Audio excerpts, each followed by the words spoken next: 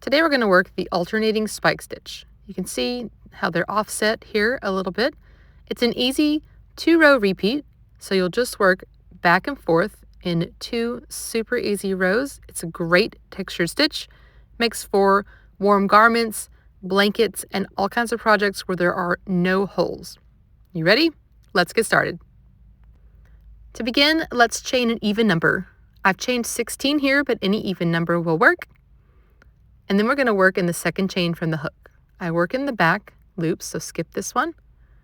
And right under this bump, insert your hook, yarn over, draw up a loop, yarn over, and draw through 2.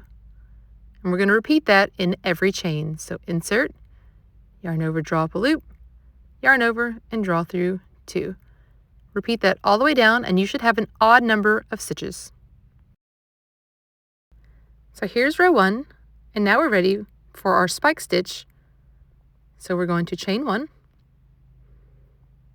single crochet in the first stitch right here underneath both loops, insert, draw up a loop, yarn over, and draw through 2.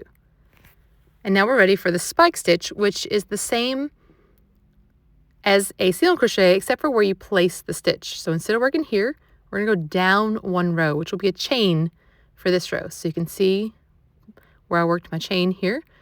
Insert right above that chain, yarn over, draw up a loop as high to the height of the last stitch, yarn over, and draw through 2. Then do a regular single crochet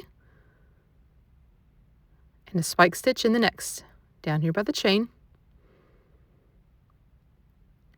And then work this single crochet spike stitch all the way down with a regular single crochet in your last stitch.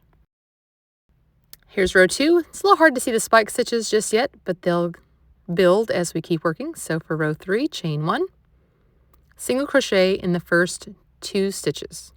So just a regular single crochet. And this will offset the spike stitch by 1. My yarn is not cooperating today. So instead of working here, we're going to work, see this hole right below it.